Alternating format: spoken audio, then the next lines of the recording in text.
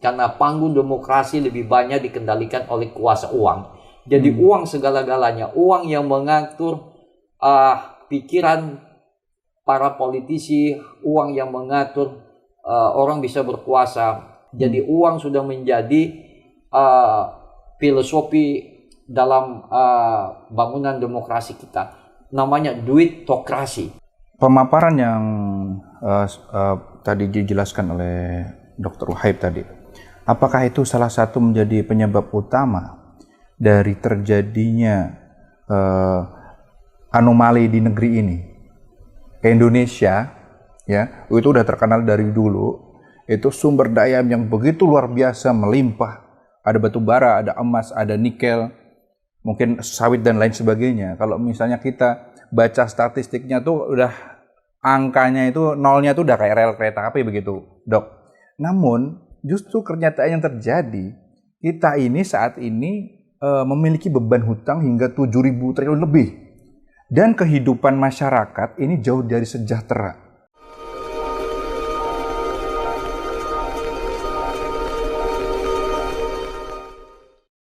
Busana Inspira Movie oleh CHTTN Basic. Pilihan terbaik buat kamu yang mau bikin kaos.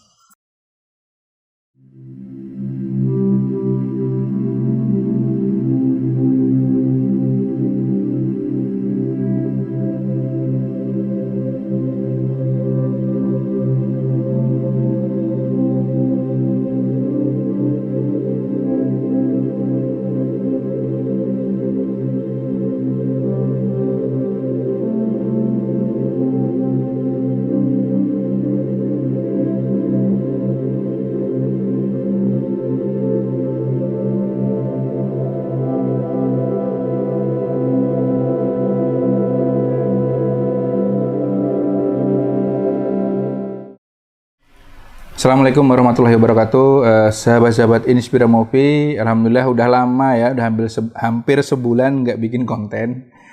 Aduh, karena kesibukan yang luar biasa. Tapi alhamdulillah begitu kita bikin konten hari ini bisa bertemu dengan sosok luar biasa. Yang ada di depan saya ini adalah Profesor Wahib. Selamat sore, Profesor. Selamat sore. Sehat? Saya belum profesor resmi ya. Panggil aja Dr. Wahib. Oh, Dr. Wahib, baik. Dr. Wahib ya, baik. Dokter, alhamdulillah dokter bisa bertemu dan dokter mau meluangkan waktu ini. Ternyata sosok di sebelah saya ini, sahabat, beliau ini merupakan, mungkin saat ini kita sering fenomena saat ini yang menuju 2024 mungkin tidak asing lagi dengan nama Anies Baswedan. Nah, ternyata beliau ini itu merupakan pembimbing sekaligus sahabat dekat beliau. Begitu ya, dokter ya.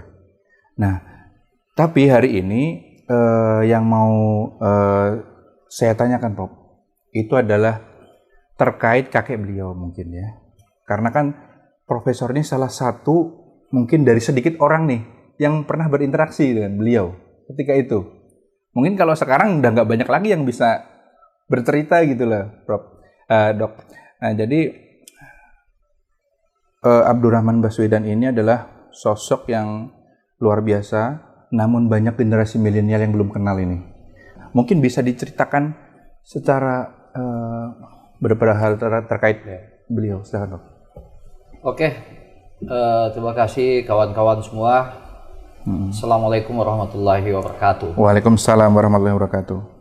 Saya dapat tugas untuk bercerita, mereview kembali sejarah masa lalu. Saya ingin cerita, saya ini mahasiswa Universitas Islam Indonesia. Saya masuk UII Yogyakarta itu tahun 1980. Jadi saya jadi mahasiswa tahun 1980. Dan Jogja menjadi bagian dari sejarah perjalanan hidup saya. Awal-awal saya jadi mahasiswa tingkat pertama, kedua saya mencoba aktif di organisasi, baik organisasi intra maupun ekstra. Di ekstra saya aktif di HMI, Himpunan Mahasiswa Islam. Baik, ya. Kebetulan kantor HMI cabang Jogja itu di Jalan Dagen di belakang Malioboro. dan di depan Jalan Dagen di kantor HMI itu ada rumah tempat tinggalnya Abdurrahman Baswedan, yaitu kakek dari sahabat saya, Dr. Anies Rashid Baswedan. Sebagai aktivis HMI awal-awal Jogja, tentu saya sangat merindukan informasi sejarah perjuangan tokoh-tokoh HMI, terutama tokoh pejuang Arab yang sangat memberikan saham sejarah andil dalam proses awal kemerdekaan negeri ini, yaitu kakeknya Anies, Mas Anies, yaitu Pak Abdurrahman Baswedan. Saya dan teman-teman suka kalau pagi-pagi ketemu beliau bercerita tentang sepak terjang beliau bagaimana sebagai pejuang mendirikan Partai Arab. Kemudian awal kemerdekaan dia diutus oleh Soekarno pergi ke Mesir untuk memberikan informasi ke pemerintah Mesir bahwa Indonesia merdeka. Jadi kemerdekaan Indonesia itu yang paling pertama mengakui adalah negara Mesir, dan Abdurrahman Baswedan diutus oleh Presiden Soekarno ke sana.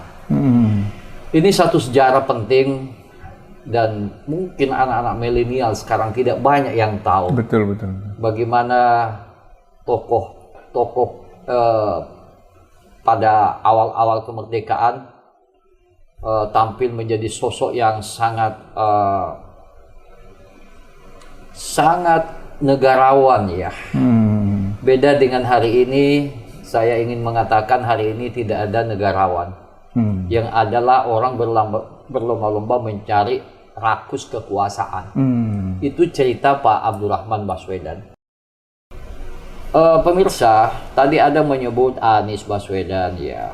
Saya mungkin terlalu jauh lah jaraknya ya. Saya mahasiswa tahun 80-an, Anies tahun 90-an. Tapi saya mengenal Anies ya. Sejak SMA saya kenal Anies. Ini orang cerdas ini. Dia pernah mendapatkan beasiswa pergi ke Jepang, ikut program namanya AVS, American Field Service ya. Dia kemudian juga menjadi seorang aktivis di Jogja tahun 90-an ya, mantan ketua Senat mahasiswa di UGM ya. Nah, kesan yang paling mendalam bagi saya seorang Anies ini, orangnya sangat cerdas, pintar, punya komunikasi yang bagus ya, dan sering ke tempat kos saya. Anies ini satu hal yang saya ingat ketika demo SDSB Porkas dan Anies orasi waktu itu di bundaran UGM sebagai ketua BEM UGM di depan ratusan ribuan mahasiswa, dan tiba-tiba pasukan Brimob menyemprotkan gas air mata, maka kita yang demo itu pada bubar semua akibat semprotan gas air mata. Nah, kalau kita bandingkan zaman sekarang ya, begitu sumber daya alam yang sudah dieksplorasi luar biasa, kehidupan pejabat yang begitu luar biasa, sejahtera begitu ya, penuh dengan kemewahan gitu ya. Namun sepertinya kondisi justru berbanding terbalik. Kalau dulu dengan susah payah, dengan kondisi yang apa adanya, justru bisa mengusir musuh yang kuat dengan teknologi yang ketika itu mungkin sudah maju. Tapi justru sekarang dengan kemudahan yang segala macam ini, justru sepertinya kita kok lemah, tunduk gitu ya, mudah dikontrol asing nih. Menurut menurut Dokter Wahai bagaimana nih, Dok? Ya, kita tahu bahwa Republik ini pernah dipimpin oleh pemerintahan yang sangat otoriter, pemerintahan sangat loyalitas selama 32 tahun oleh penguasa Jenderal Soeharto. Ya, betul. Kemudian terjadi satu perubahan institusi kekuasaan dari sistem otoriter menjadi sistem demokrasi. Perubahan politik 1998 menjadi satu mimpi bagi rakyat Indonesia mencita-citakan sebuah kehidupan yang lebih adil, lebih demokrasi. Seiring perjalanan waktu, mimpi yang indah itu, kita sekarang hidup pada sebuah alam reformasi di era liberalisasi politik. Justru demokrasi sekarang ini sudah dibajak oleh kekuatan oligarki, kekuatan publik modal. Jadi mimpi reformasi 98 itu sudah tidak mencerminkan sebuah realitas sosiologis bangsa hari ini yang lebih baik, tetapi bangsa hari ini itu setback kembali ke alam jahiliyah politik, sama halnya dengan Orde Baru, dan ini banyak diungkapkan oleh para pengamat politik. Misalnya Profesor Thomas Pepensky menyebut Indonesia sedang mengalami backsliding of demokrasi, demokrasi yang sedang jalan mundur. Karena demokrasi sudah dibajak oleh kekuatan pemilik modal, kekuatan oligarki. Kekuatan pemilik modal ini sudah mendikte institusi kekuasaan partai politik, kemudian meraih posisi masuk di dalam jaringan kekuasaan, membangun relasi bisnis dengan para penguasa lokal dan penguasa pusat. Ini yang disebut dengan oligarki. Kemudian partai politik sekarang ini semakin terjebak pada satu kartelisasi, menjadi kartel. Saya meminjam istilahnya Profesor Dan Slater, bahwa partai politik itu sebagai the owner, menjadi company, sudah menjadi arena peternakan politik famili, dinasti, dan feudalisme politik. Seharusnya partai politik itu sebagai sebuah representasi dari ideologi warga.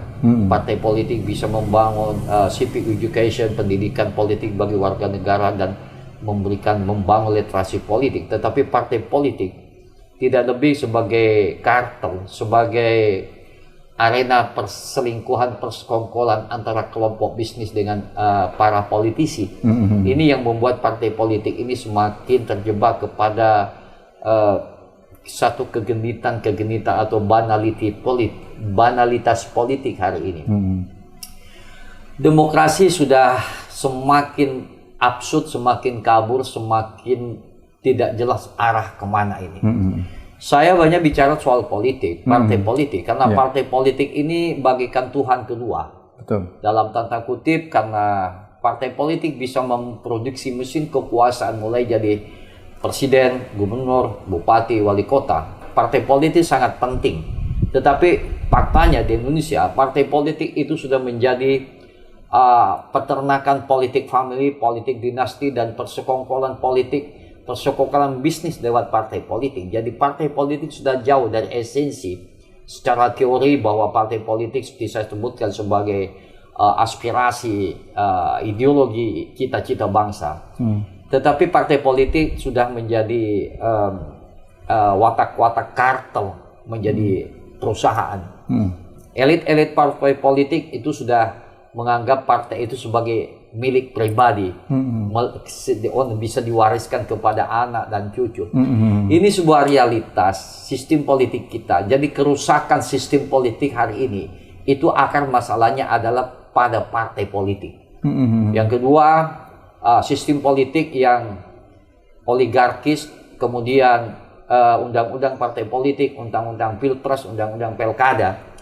Kita lihat bagaimana kekacauan hari ini, demokrasi kita hari ini yang sangat hiruk pikuk dan tidak memberikan arah yang jelas. Ini akibat dari undang-undang partai politik, undang-undang pilpres, misalnya undang-undang yang bisa mencalonkan presiden itu hanya partai yang memiliki ambang batas atau 20% atau presiden threshold.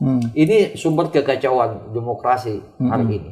Jadi partai-partai yang tidak memiliki ambang batas 20% itu tidak bisa mencalonkan calon presiden ya. Seharusnya semua partai itu, apakah partai 0%, sekian persen, semua bebas Jadi ada tarung bebas di atas panggung pilkada, panggung pilpres itu. Jadi kelihatan. Jadi kan seperti sekarang kan tidak. Betul. Ya, jadi inilah demokrasi yang sedang sakit sekarang, yang sedang dipelihara oleh rejim sekarang ini, karena undang-undang ini juga sudah menciptakan jahiliyah politik sekarang ini ya. Tidak mencerdaskan politik warga negara dengan adanya ambang batas 20% atau presiden threshold ya.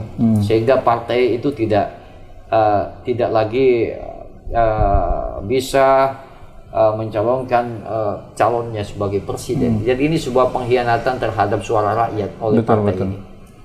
Jadi apa yang saya ingin katakan, bahwa kita ini belum siap berdemokrasi karena panggung demokrasi lebih banyak dikendalikan oleh kuasa uang. Jadi uang segala-galanya, uang yang mengatur pikiran para politisi, uang yang mengatur orang bisa berkuasa. Jadi harus punya dompet tebal walaupun otaknya tipis ya. Otak tebal tapi dompet tipis ini juga problem, karena Indonesia itu lebih liberal politiknya dari Amerika ya. Betul. Jadi ini politik yang sangat liberal, yang sangat kapitalistik. Jadi semua kontestasi politik ini pendekatan kalkulasi uang. Jadi uang sudah menjadi filosofi dalam bangunan demokrasi kita. Namanya duitokrasi. Jadi duit yang sudah menjadi filosofi dalam desain politik kita hari ini, yang disebut namanya duitokrasi. Jadi bukan lagi daulat rakyat, bagaimana kedaulatan rakyat itu menjadi satu cita-cita, tetapi yang menjadi cita-cita adalah sekarang ini duitokrasi, duit yang mengendalikan semua kontestasi perpolitikan hari ini di negeri ini. Oke, luar biasa sekali ya. Jadi memberikan suatu wawasan ya, mungkin teman-teman yang selama ini lebih banyak scroll yang hiburan-hiburan gitu ya. Mudah-mudahan dari sini bisa bertambah wawasan gitu loh, bahwasanya kita harus aware dengan kondisi bangsa saat ini gitu. Apa yang kita lakukan selanjutnya begitu sebagai generasi muda. Oke, berikutnya Dok, pemaparan yang tadi dijelaskan oleh Dr. Wahib tadi, apakah itu salah satu menjadi penyebab utama dari terjadinya anomali di negeri ini? Indonesia ya, itu udah terkenal dari dulu, itu sumber daya yang begitu luar biasa, melimpah. Ada batu bara, ada emas, ada nikel, mungkin sawit dan lain sebagainya. Kalau misalnya kita baca statistiknya tuh udah angkanya itu nolnya tuh udah kayak rel kereta api begitu, Dok. Namun justru kenyataan yang terjadi, kita ini saat ini memiliki beban hutang hingga 7.000 triliun lebih. Dan kehidupan masyarakat ini jauh dari sejahtera. Apakah ini imbas dari tadi yang dipaparkan Dr. Wahib? Ini satu pertanyaan yang menarik. Saya sudah banyak menulis buku, banyak menulis jurnal nasional, internasional maupun artikel-artikel di media massa. Boleh dicek, ketik di Google. Indonesia ditakdirkan sebagai negara yang kaya sumber daya alam, rich in natural resource. Tapi sumber daya alam yang kaya itu belum berbanding lurus dengan kesejahteraan, keadilan sosial bagi rakyat Indonesia. Eksploitasi, sejarah eksploitasi SDA di Indonesia itu dimulai sejak zaman Belanda. Mulai di tambang di Ombilin, di Sumatera sana, kemudian di Bangka Belitung. Ya, banyak tulisan-tulisan yang menjelaskan tentang itu. Kemudian industri kelapa sawit sejak zaman Belanda sampai hari ini. Eksploitasi sumber daya alam yang masif belum memberikan dampak bagi negeri ini, walaupun secara konstitusi bahwa pasal 33 Undang-Undang Dasar 1945 bahwa sumber daya alam itu dikelola oleh negara untuk kepentingan dan kesejahteraan serta keadilan. Tetapi hari ini sumber daya alam kita dirampok, dikelola para cukong, para oligarki, dan kekayaan alam kita dibagi-bagi oleh para mafia-mafia, kelompok bisnis yang disebut dengan korporatokrasi. Jadi sudah dibagi-bagi alam Indonesia ini ya oleh para investor, kemudian para pengusaha-pengusaha dari ujung Sumatera sampai ujung Indonesia itu sudah dikapling-kapling. Apa yang Anda sampaikan itu betul. Dalam konteks di Indonesia misalnya, Indonesia ini sebagai penghasil batu bara kelima terbesar di dunia dan pengekspor kelapa sawit terbesar di dunia. Kemudian Indonesia pemilik garis pantai terpanjang kedua di dunia. Tetapi sumber daya alam yang kaya ini lagi-lagi belum memberikan satu kesejahteraan secara maksimal. Tetapi SDA yang kaya ini itu lebih dinikmati oleh para kelompok oligarki, jaringan kapitalisme yang juga yang memiliki dengan relasi kuasa, dengan jaringan memiliki ada channel frekuensi dengan kekuasaan yang ada di istana. Ini semua karena regulasi dan kebijakan itu tidak pernah memihak kepada kepentingan publik, tapi lebih membela kepentingan para investor, para pengusaha. Sumber daya alam yang hancur, hutan hancur, kemudian merubah landscape alam ini, tetapi faktanya tidak menciptakan kesejahteraan. Dalam satu kasus misalnya Kalimantan Selatan sebagai penghasil tambang terbesar kedua nasional. Saya banyak menulis, saya nulis disertasi tentang tambang di Kalsel. Tidak memberikan signifikan ya. Kita lihat, saya beberapa 2 bulan yang lalu melakukan satu ekspedisi dan teman-teman ada 64 orang menelusuri Sungai Barito. Kita tahu Sungai Barito adalah pelintasan pengangkut batu bara, kapal-kapal yang lalang setiap hari ratusan mengangkut batu bara. Tetapi kita lihat faktanya, perkampungan yang sepanjang Sungai Barito mulai dari Banjarmasin sampai ke hulu Sungai Selatan di negara sana, itu perkampungan itu tidak ada sebuah perubahan, tidak ada transformasi perubahan sosial ekonomi yang setiap hari sungai dilalui dengan nilai triliunan duit, tetapi tidak ada pengaruh bagi kampung-kampung pemukiman warga. Warga hanya menyaksikan sebuah uang yang lalu lalang, yang triliunan, yang miliaran, yang ratusan miliar, tetapi tidak memiliki impact. Betul, bahkan betul. Masyarakat yang ada di sekitar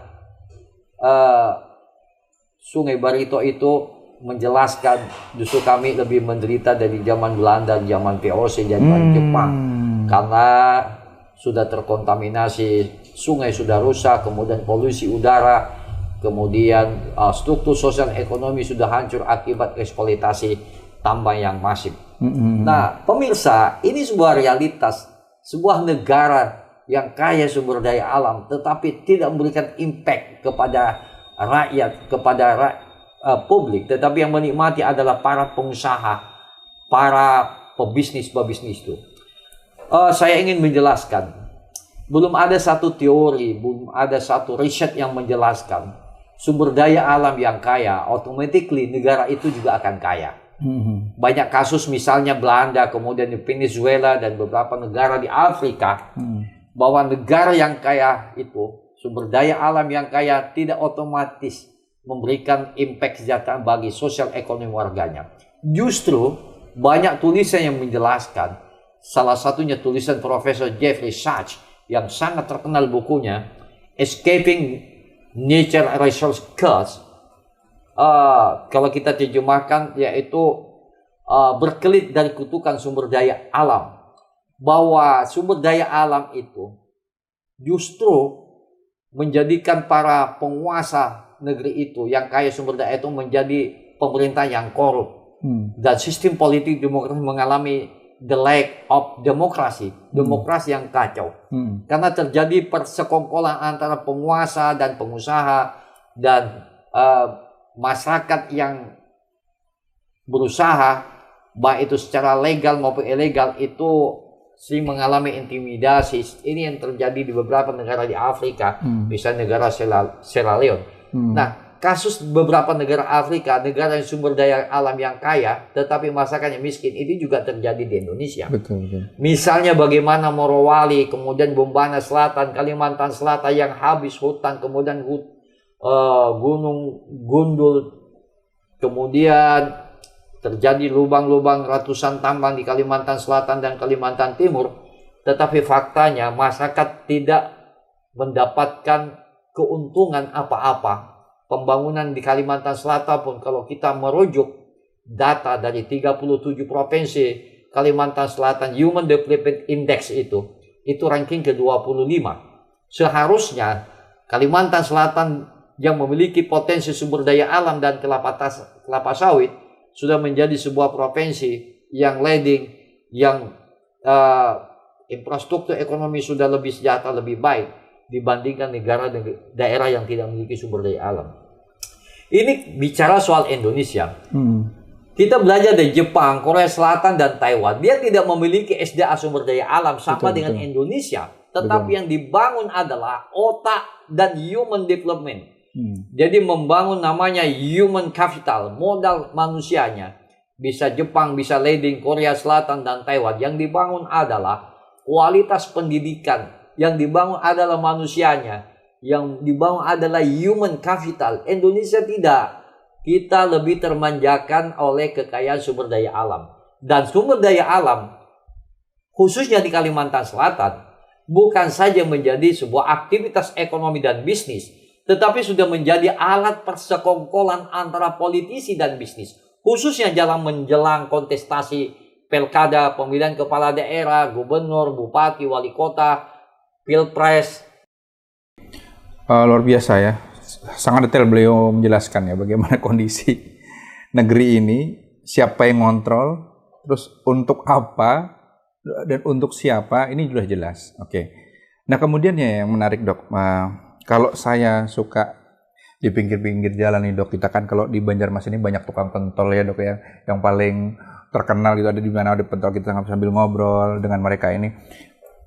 Masyarakat ini sering sekali mengeluhkan kondisi. Ya, kondisi kita kok seperti ini, semua bahan pokok naik, ini begini sulit. Tapi di sisi lain, masyarakat ini apatis nih dok, dengan kondisi perpolitikan gitu loh. Nah, kalau boleh minta nasihat nih, dari seorang Dr. Uhaib nih, masyarakat ini mesti ngapain sih gitu loh. Supaya mereka turut berperan serta nih, benerin negara ini gimana begitu dok. Iya, ini menarik ya.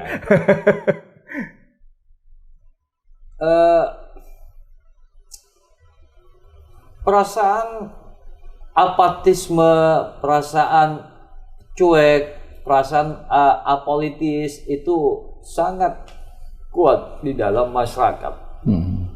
Artinya ada istilah, memangnya gue mikirin gitu. Apa yang terjadi, pikuk politik di Jakarta, di daerah, masyarakat apatis. Kenapa? Karena mereka merasa kecewa ya dengan realitas politik yang ada ini.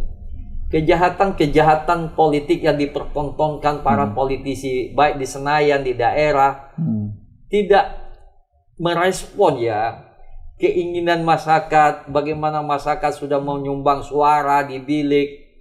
Ya masyarakat merasa dibodohi habis telah terpilih. Jadi anggota dewan, nggak ingat masyarakat lagi. Begitu juga ketika jadi pejabat daerah. Ini yang disebut namanya stateless. Stateless itu perasaan tidak memiliki negara.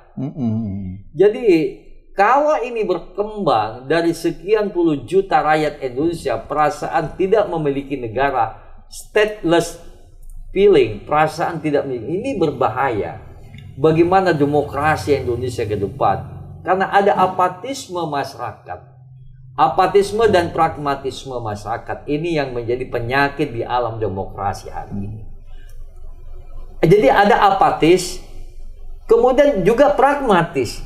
Apa yang saya sebut pragmatis? Misalnya pada kasus-kasus pilkada ya, masyarakat kan sangat rentan terpapar politik uang. Betul. Ya, kemudian namanya money politik dan food buying. Food buying itu jual beli suara. Jadi Masyarakat juga perlu dididik ini ya, supaya tidak pragmatis. Ya, inilah fungsi partai politik, mendidik warga supaya tidak pragmatis instan. Ya, misalnya pada waktu pilkada, pilpres, ya bagi-bagi duit lah tim sukses. Nah, masyarakat ngambil duit dan itu senang. Dapat 100.000, 200.000, 300.000. Nah, merasa tidak sadar bahwa sesungguhnya uang-uang yang dibagi-bagikan itu kayak malaikat Mikail itu bagi-bagi rezeki, sebetulnya sebuah pendustaan dari politisi, dan mereka ini sudah dipanjat. Jadi jangan berharap kepada anggota dewan memperjuangkan aspirasi rakyat. Anda sudah dibeli. Jadi 4 tahun, 5 tahun Anda itu sudah dibeli itu ya. Dengan cara-cara money politik. Sehingga karena kita hidup dalam sebuah pasar gelap politik atau black market of demokrasi, pasar gelap demokrasi. Jadi semuanya menjadi pasar gelap. Di situ ada masyarakat, di situ ada tukang bagi uang, di situ ada calo, di situ ada calon DPR, jadi ada lingkaran setan di situ ya. Ini namanya black market of demokrasi, pasar gelap demokrasi. Lalu bagaimana menciptakan demokrasi yang berkualitas, yang bermartabat? Toh mereka itu berpikir, ya saya sudah beli kalian. Nah, mereka ini kan kita lihatlah baliho-baliho yang besar-besar itu kan. Tapi kalau sudah jadi anggota dewan, itu otaknya masih besar nggak dia? Sebesar baliho dia itu. Ya, ini pertanyaan penting ini. Tuh lihat tuh baliho-baliho itu dengan idiom-idiom membangun daerah demi Indonesia, demi apalah ya. Ini ya sah-sah saja. Tetapi kalau sudah terpilih, apa yang diucapkan? Baliho yang tebal-tebal itu, yang besar, otaknya masih tebal nggak di parlemen ini? Jadi tidak ada channel frekuensi dengan kontestasi demokrasi, dengan massa, dengan Senayan, dengan kantor DP itu tidak ada matching, tidak ada channel frekuensi. Ya, kita bisa mendengar saya membantu menjadi anggota dewan untuk membantu Mas. Itu ungkapan normatif. Ya. Jadi ini akibat literasi politik kita itu masih rendah. Kemudian kegagalan partai politik mendidik warga. Partai politik kan sok-sok sibuk kalau sudah menjedang pilpres, menjedang pilkada, betul, ya kan, betul. Pada turun, ya kantor rame. Setelah itu kan enggak.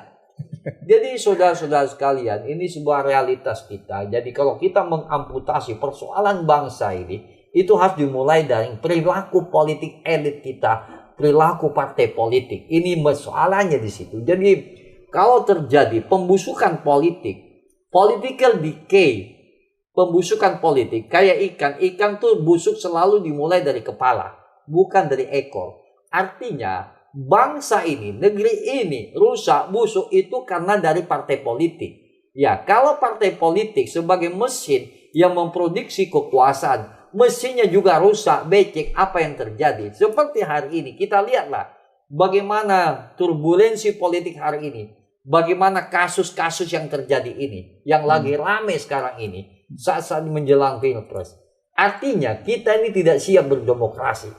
Karena memang kita tidak memiliki watak negarawan sama dengan politisi negarawan tahun 50-an. Ada Nasir, ada Mr. Muhammad Rum, ada Prawoto, ada Jarnawi Hadukusuma, ada Sapudin Purnawinegara, dan lain-lain sebagainya.